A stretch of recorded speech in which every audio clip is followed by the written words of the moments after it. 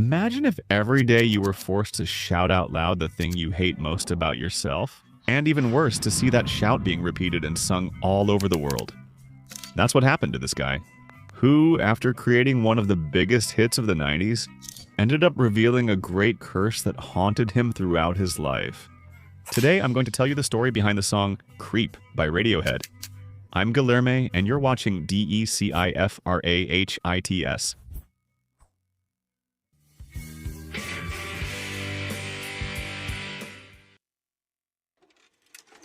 They say that singing drives away your troubles, but when you take all your troubles and turn them into a song, aren't you actually doing the opposite? This is the curious case of the song Creep by the band Radiohead, which, even before it was released, was already causing so much discomfort within the band that one of the members even tried to ruin it on purpose, sabotaging the recording. But this interference couldn't stop the song's success. On the contrary, it just changed the sound that would go on to haunt Radiohead for the following years. Even after it was finished, no one really knew what to do with that song. The record label hesitated, the radio stations banned the song, the band didn't want to go on, but in the end, it was the audience themselves who decided for all of them.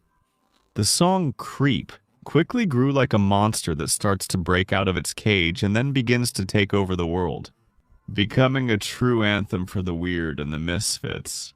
All this success made Radiohead start attracting an audience they never wanted, to the point where the lead singer would curse at people who asked them to play that song at their shows. And as if things couldn't get any worse in a short time, the band started receiving letters from death row killers saying they identified with the song's lyrics. It was things like this that made every time the lead singer Thom Yorke sang this song on stage, he would relive not only his greatest pain, but he also shared it with the band, a feeling that maybe this song should never have left the paper. But all this discomfort that Creep caused has an explanation, and it comes long before all the band's success.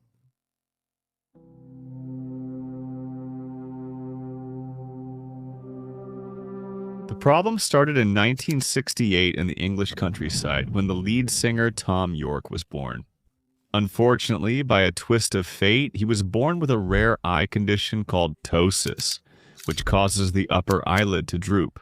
Thom went through several surgeries throughout his childhood, as he himself said in an interview with Vox magazine. "When I was born, my left eye was completely paralyzed. My eyelid was permanently closed. And they thought it would be like that for the rest of my life. A specialist thought he could graft a muscle as if it were a bionic eye. I had 5 major surgeries between birth and the age of 6. To make matters worse, one of those surgeries went very wrong.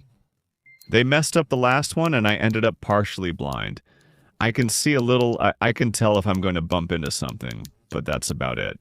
They made me walk around with an eye patch for a year. During my first surgery, I was still learning to talk, and apparently I asked, 'What do I have?' I didn't know. I woke up, there was something huge on my eye, and according to my parents, I just lay down and started crying. As the years went by, this condition affected him emotionally more and more.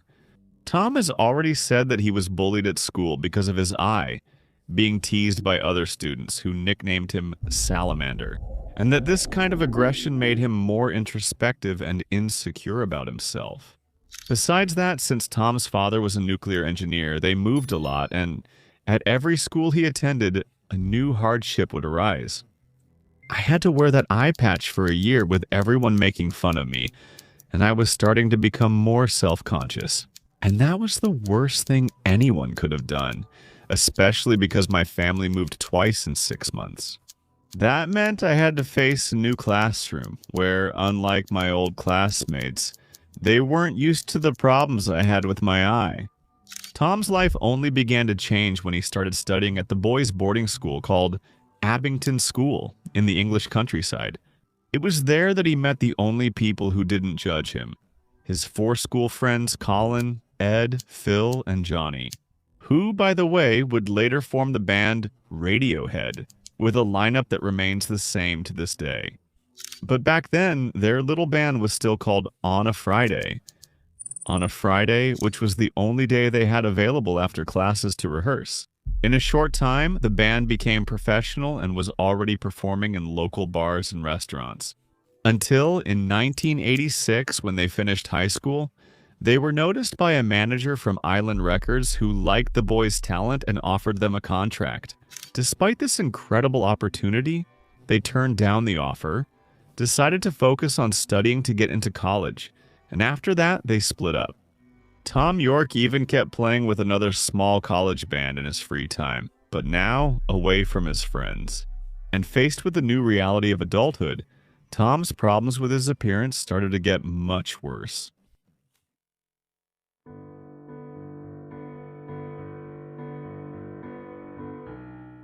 If the condition with his eye wasn't enough, now he also had problems because of his height of 1 meter and 66, which is well below average for men in Europe.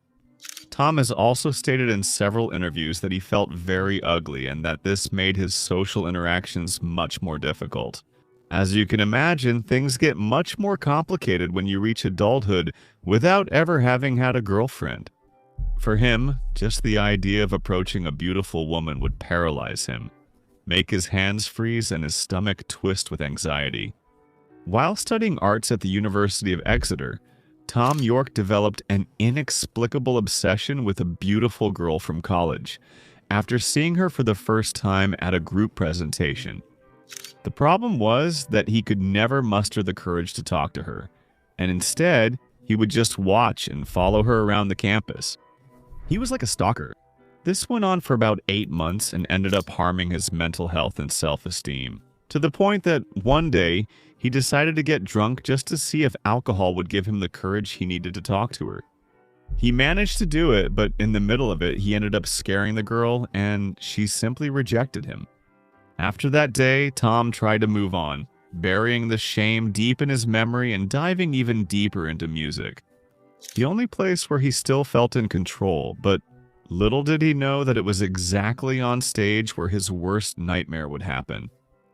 The following year, 1987, Thom finally managed to arrange a reunion with his friends from ONA Friday.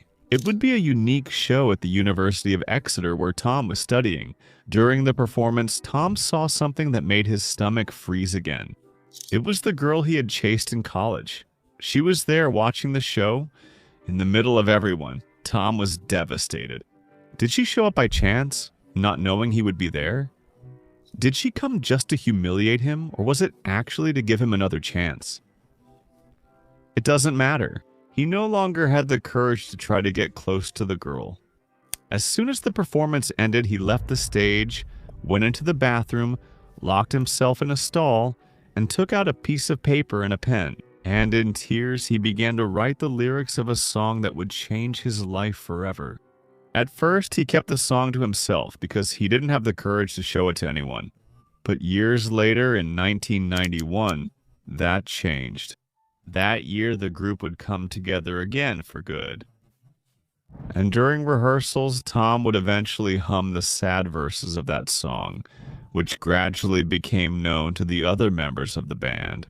Despite that, at that time, they still thought it was just a depressing ballad that Thom had heard somewhere, because it had nothing to do with the group's style. Also, in '91, they got a contract with the Electric and Musical Industries record label, which suggested changing the group's name. That's when they changed from On a Friday to Radiohead, inspired by the song Radiohead by the band Talking Heads.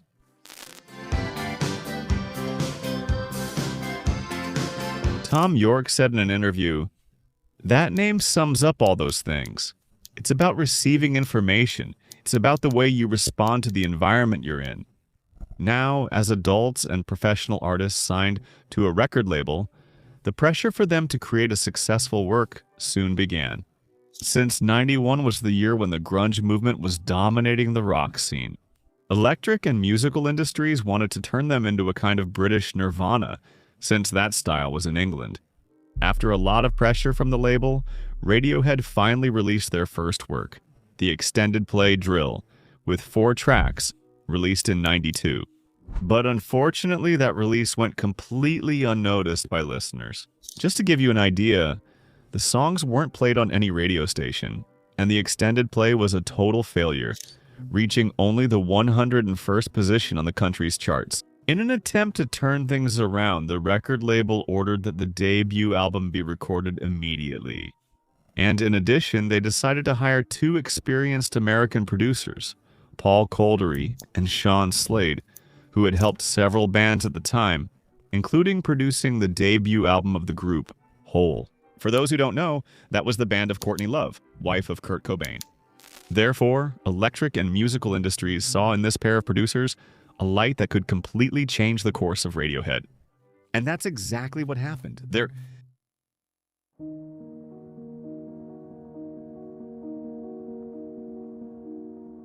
On a cold September night in 1992, after a long day of recording for the new album, the band Radiohead was devastated. They hadn't managed to produce anything that sounded like a hit, and the record label was almost giving up on the group. The studio was already empty and the entire support staff had already gone home, except for the producer Slade. Before taking down the equipment, Thom Yorke decided to joke about the frustrating situation everyone was in and started singing an extremely slow and melancholic song. Slade was impressed by that song. It seemed perfect to reach the top of the charts. Despite that, he didn't even consider including it on the album just because of a small misunderstanding. It turns out that before he started singing, Thom had said sarcastically, "This is our song by Scott Walker," which meant that this was the band's most melancholic song, since Scott Walker was a singer known for sad songs. Slade, however, thought that Thom was doing a Scott Walker cover, and since they needed original songs, he dismissed that gem. On his way out of the studio, Slade ran into Paul Kolderie in the parking lot and told him about the song, saying, "It's a shame that his best song is a cover." Kolderie thought that was a bit strange and went to bed thinking about the situation. The next day, Radiohead was in the studio, warming up to start another round of recording. When Paul Kolderie went to the band and asked them to play that song they had played the night before, not really understanding why, they just obeyed and played the song. And to Kolderie's surprise, it was this banger right here.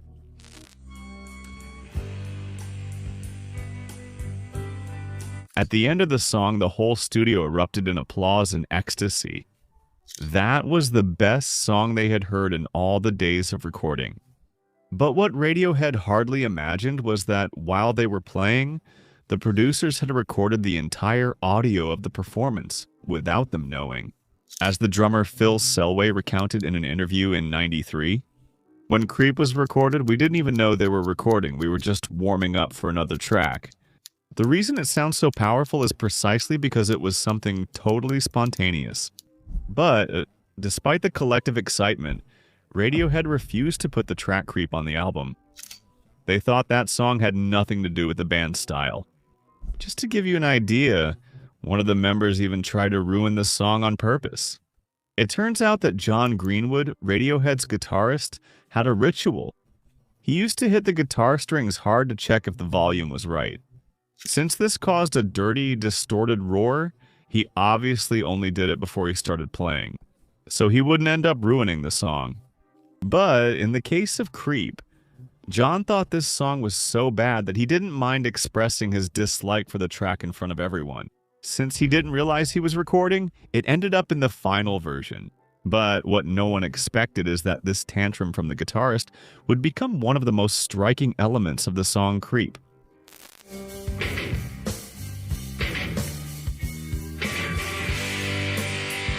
In my opinion, the roar of the guitar fit the chorus perfectly and made this song unbelievably amazing.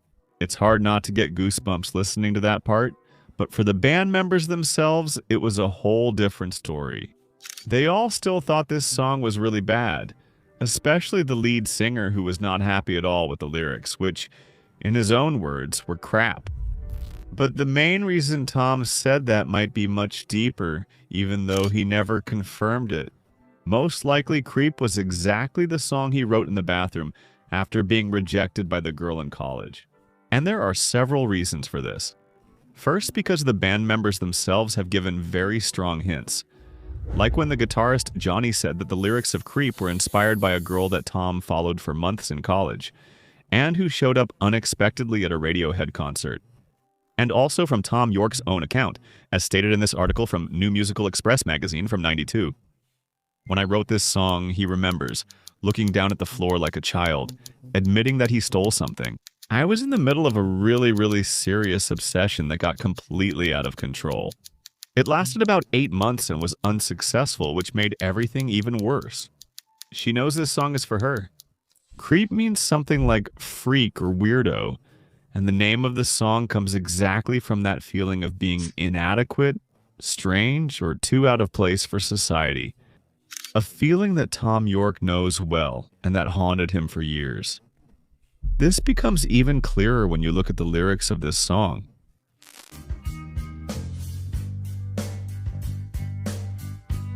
When you were here before, I couldn't look you in the eyes.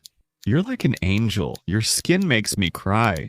You float like a feather in a beautiful world. I wish I was special. You're so fucking special. These words not only reflect an abnormal, almost unhealthy idealization of someone who idolizes another person, putting them on an unreachable pedestal, but also reveals someone with such a negative self-image that they believe they are despicable compared to the other person, as if they really were a freak. The big problem is that this wasn't just a song, it was Thom Yorke's real life. They were his most intimate pains and traumas being exposed for the whole world to hear. In many live performances of Creep, all that pain and discomfort become extremely visible. He lowers his head, writhes in agony as he sings, closes his eyes, and gives himself completely, truly feeling the music. In some shows, Thom even performed drunk, almost as if he were reliving that night when he was rejected, vividly recalling the humiliating situation he went through. Another very strong detail that few people notice in Creep is that at the beginning, while he's talking about the woman, the music is totally slow, gentle, and beautiful. But when he starts talking about himself, look at what happens to the music.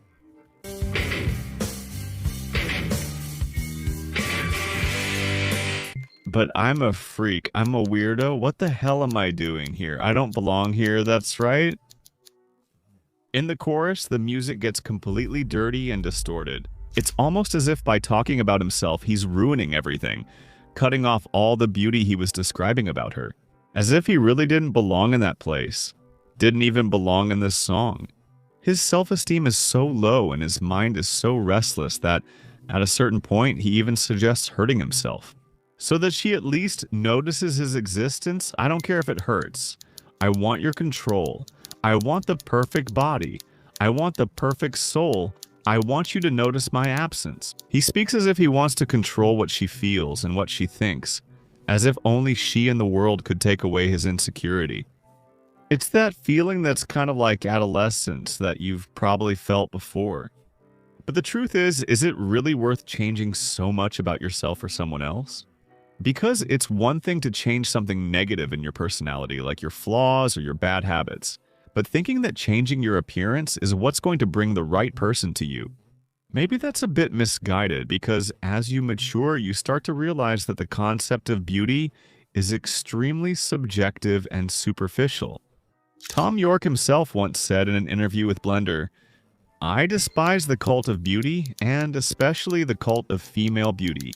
If a beautiful woman comes near me, I'll try to leave as quickly as possible or hide in a corner until she goes away. It's not that they scare me, but it bothers me how everyone gets excited around them. Beauty is an undeserved privilege and power." Years later, the singer apologized, saying that the statement came at a moment of vulnerability and emotional confusion, and that it wasn't an act of violence or a form of hatred against them. But maybe the heaviest part of this song isn't even the chorus, but rather the bridge before the end, where he seems to recall the painful moment when he was rejected.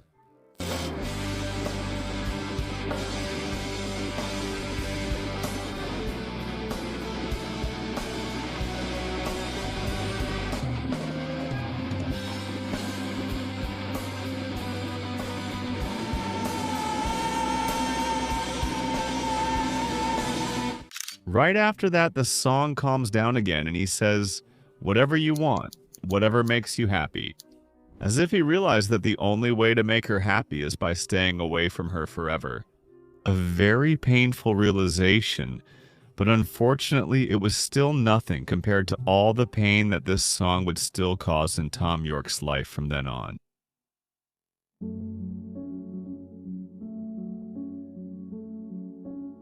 After the producers found out that Creep wasn't a cover, but actually an original song, they suggested including it on the band's first album, Pablo Honey, from '93. Coulter and Slade's strategy was to release Creep as a promotional single a few months earlier to boost the album's sales.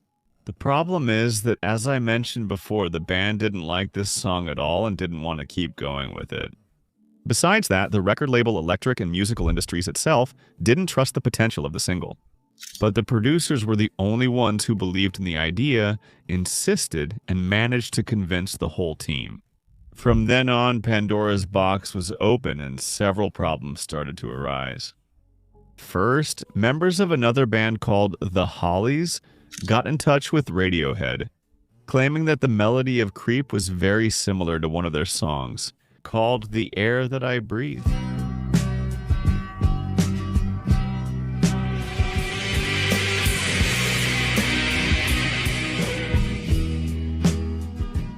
Although the lyrics of Creep are original, probably because they improvised the melody in the studio, the members might have been inspired by the chord progression of that other song without realizing it. And even though it was just an inspiration, it would easily be considered plagiarism in any court. Faced with this situation, the band Radiohead themselves acknowledged that the melody was very similar, and voluntarily they included Albert Hammond and Mike Hasselwood, composers of The Air That I Breathe, as co-authors of Creep, without any kind of legal battle, sharing all the revenue with them, half and half. And if that wasn't enough? Although it's a success today, Creep was actually a total commercial failure.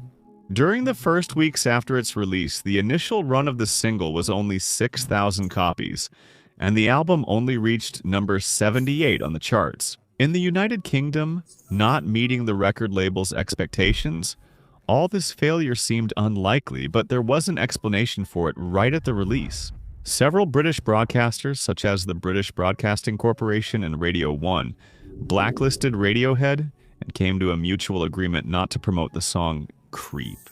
The reason is that the broadcasters considered this song too depressing to play on the radio. However, the real breakthrough for Radiohead didn't come from their homeland, but from the other side of the world. In early '93, the United States was still hungry for more grunge-style bands. And when the song Creep was played by PJ on the alternative rock station, Live 105, it immediately went into heavy rotation. Americans compared Creep to grunge anthems like Smells Like Teen Spirit, and critics' opinions were mostly positive. In a very short time, Creep, fueled by the tension on music television, spread across the country like an epidemic. As soon as the song became popular in one state, it instantly conquered the neighboring states. This also contributed to the growing popularity of Pablo Honey, making the album sell over 2 million copies worldwide, and bringing Radiohead to a tremendous success they never expected. Any emerging band would dream of having a worldwide hit as their first single, but for Radiohead, this unexpected success became a big nightmare. For Thom, that song he only agreed to release because he thought it wouldn't go anywhere would now become his prison. Despite the fame, the feeling of being an outsider still followed him, and some magazines started calling Thom a spokesperson for society's misfits. At the same time, Thom was becoming a marketable pop star for the media. He was also becoming an easy target for the cynicism of the music industry, which used and exploited him as if he were truly a freak. This becomes very clear in this performance when Thom was invited to sing Creep on Music Television Beat Party, a show known for featuring men and women with extremely high beauty standards, wearing swim trunks and bikinis. The unfortunate irony of this situation is evident in Thom's behavior, as he was visibly uncomfortable. with body language that resembles someone being put on display in a human zoo, like in the story of the Hunchback of Notre Dame. The other guitarist in the band, Ed O'Brien, the only member whose physique matched the standard of the time, even said in an interview in '95, "People come up to Thom and say, 'Hey, aren't you that weird guy from Creep?' You can see that he's about to react, and that's when all of us jump in front, wave our arms and say, 'No man, we're the weird guys from Creep.'" For the members of Radiohead, Creep was just a generic song compared to what they had already created, and it didn't reflect the essence of the band at all. In an interview with Hot Press, bassist Colin Greenwood even commented, "No one was more surprised by the album's success than we were. We really thought that Pablo Roney was a good album. But just look at bands like the Smiths to realize that quality doesn't always win in the United States. In the end, it all comes down to having a song like Creep, one that's memorable enough to capture people's attention, and playing on music television 24 hours a day. Having another decent track also helps if you want to get played on album radio stations. But other than that, it doesn't matter if the rest of the album is crap." The problem with that is that Radiohead didn't want to be known just for that one song, but everywhere they were invited, it was only to play Creep. Many articles started calling them a one-hit wonder band, and the group had a recurring fear that they wouldn't be able to repeat that same success with another song. To make things worse, when they launched their first tour, people wouldn't stop shouting for them to play Creep, and after they played it, a large part of the audience would just leave. Little by little, the band started to hate their own song more and more, and the stress caused by the song Creep almost ended Radiohead. As Thom Yorke said in an interview with the Denver Post, "We were forced to go on tour to promote that, and it really suffocated us. We were on the verge of breaking up the band. It was a lesson." The way modern music culture works is that bands get stuck in a certain period of time and end up repeating that small moment of their lives forever. That's what everyone expects, and that was something we weren't going to do. Besides that, with so much money involved, the record label wanted more and pressured the band to make another successful album as soon as possible. In the midst of such a tense atmosphere, recording the next album turned into a real nightmare. Each member of the band doubted their ability to repeat the success and, in general, their worth as a musician. Johnny Greenwood even commented, "We were like paranoid rats in a maze. We were afraid of our own instruments, of every note we played wrong." In 1995, the band's second album, The Bends, was finally released, and with it, the hope of breaking away from the image of Creep. But despite the album featuring masterpieces like Fake Plastic Trees music and High and Dry,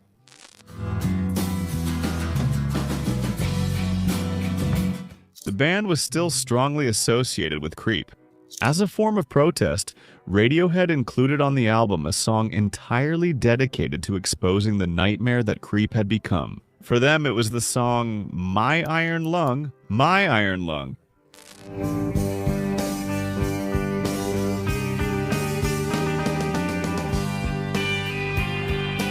The name refers to a huge metal chamber that allowed people with respiratory paralysis to breathe, helping them stay alive. Although it sounded great, the user of the iron lung could never leave it, which made their life torturous. The iron lung, therefore, was a very clever metaphor for Creep, a song that financially kept the band alive, but at the same time restricted them in a true creative prison, in their own words. Thom Yorke planned for My Iron Lung to put an end to Creep forever, calling the new song the final nail in Creep's coffin. But unfortunately, that's not what happened. The song ended up having the opposite effect, as Thom himself said in an interview with Vox magazine. "I read reviews of My Iron Lung saying it was just like Creep. When you come across this kind of thing, you're like, go fuck yourselves. These people are never really going to listen." And even though the band also sold a lot of copies of this second album, the record label wasn't excited at all about the result. Electric and Musical Industries was really disappointed when they heard our album, because there wasn't a specific theme they could base our marketing campaign on, and that made it hard for them to sell us to the music press, said Thom Yorke. And once again, the record label started pressuring the band to create a third album that would replicate the success of the first one. But that only caused even more stress for the members of Radiohead. Thom described that moment in their career as a true mental and creative breakdown. We were all crawling around the studio, not walking. We were really scared of our instruments. That might sound overly dramatic, but that's how we felt. It must have been torturous to watch. We would go up to our producer and say, "So what do you think? What should we do?" And he would be like, "Well, I don't know. It's up to you guys. You can do whatever the hell you want. Just do it instead of standing there thinking about it." At every show, they were forced to perform Creepy against their own will, and sometimes several times in a row, if they wanted to keep the audience there.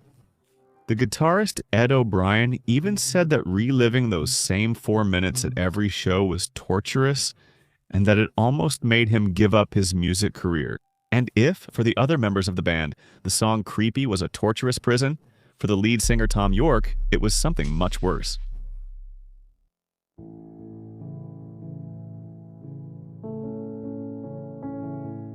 Because, as if it wasn't enough, he connected deeply with the meaning of the lyrics. Now, he was in front of millions of fans begging him to repeat the same words that hurt him the most.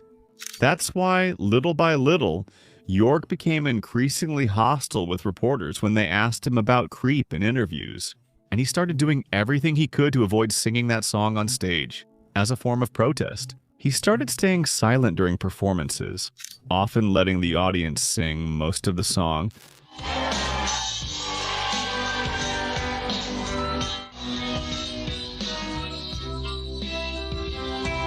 Later, he started rudely dismissing fans who asked him to play the song. And one night during a show in Montreal, he lost his patience with the audience and shouted, "Go fuck yourselves, we're tired of this." Then, he even suggested that the people who requested Creepy had some kind of mental problem. For many, Thom Yorke's reaction might seem like an overreaction or childish tantrum. But the reality is that those who think this way have probably never truly experienced the pain of being treated like a freak. The girls were disgusted by me, man. It was disgust. It was like, don't touch FEL. There was a day when I dropped my pencil case. A story I never forget, man. I dropped my pencil case. And it was those chairs that blocked your arm from reaching down here. Yeah. I grabbed my pencil case. It was on the floor and I couldn't reach it. I just couldn't reach it. And the girl next to me, she was new. At school, I understood how the dynamics worked, the hierarchy. She went to help me. The other one grabbed her hand and spoke right in front of me. "Don't touch it, it's not Felka's or Felipe's." She said not to touch it and took it, saying it's not Felipe's. But what's wrong with it? It's disgusting. Man, it's gross. I snuck over, grabbed the case, but the girl stopped, crossed her arms, and my case was left behind. Unfortunately, this is much more common than many people think. And that's why so many people deeply relate to the lyrics of Creep. So much so that in a short time, Radiohead started receiving a flood of letters from fans who were in that position. Some of them were extremely heavy and filled with emotional suffering. This made Thom realize that whether he liked it or not, he had a great responsibility for the impact of the words in his songs. What he didn't expect was that he would even receive letters from fans who had committed terrible crimes. In 1995, Thom Yorke received a letter from a fan who claimed to be in prison for homicide and said he was the real Creep. "I'm the despicable guy from the song, 'I Killed a Man.' They made me do it. It wasn't me. It was the words in my head," the letter said. For Thom Yorke, that was the last straw. I didn't do it. I don't want to expose myself like that again. I got letters from death row from guys who killed people, and they were responding to the lyrics of Creep that scared me. It really freaked me out. It was only in 1997 with the third album, OK Computer, which featured hits like No Surprises,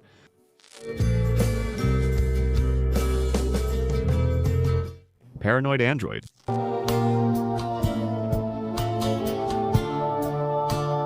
and Karma Police,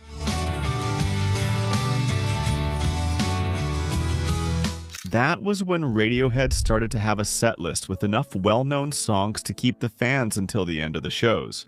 After OK Computer, the band hardly played Creep at any show anymore. By the way, as you can see in this chart, starting from 1998, they would go years without performing the song, with very rare exceptions. But on May 21st, 2016, at a show in Amsterdam, something special happened. A fan in the audience spent the whole show shouting for them to play Creep, until Thom Yorke decided to pay attention to him, and this was the lead singer's reaction. This goes out to the funny guy yelling Creep. By this point, it had already been 7 years since the band last played the song. Just to shock you, we're doing this.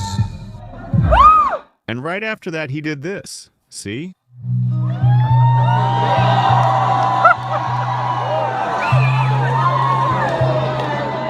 Even though he didn't continue the song and it seemed like just a tease, that moment ended up planting a seed for Radiohead to start rethinking the existence of Creep in their lives. Thom Yorke. Later, he said in an interview, "I kind of teased by starting to play it, which was a bad idea because it was like lighting a flame, and that flame definitely started to spread." Because just 2 days after that event at a show in Paris, Radiohead not only played Creep all the way through once, but actually played it twice in a row. Despite the encore and the gradual return of this song to the stage, it remains a very sensitive song for the band and is rarely played. Therefore, hearing Creep at a live Radiohead show is still a matter of great luck. According to guitarist Ed O'Brien, today the band considers Creep a good song that only deserves to be played at the right moments, for the right reasons. In 2021, Thom Yorke even released a remixed and somewhat psychedelic version of the song Creep, which was made especially for a fashion show.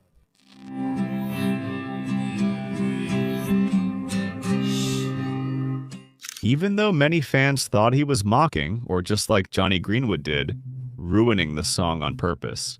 At least this shows that Thom Yorke finally started paying attention to the song again, which took his band to stardom and marked the lives of billions of people around the world. For the members of Radiohead, there was a lesson in turning their troubles into music. Be prepared to deal with them. Otherwise, you'll be creating a curse that will haunt you for the rest of your life. That's exactly what happened with the band R.E.M. when they released the classic Losing My Religion.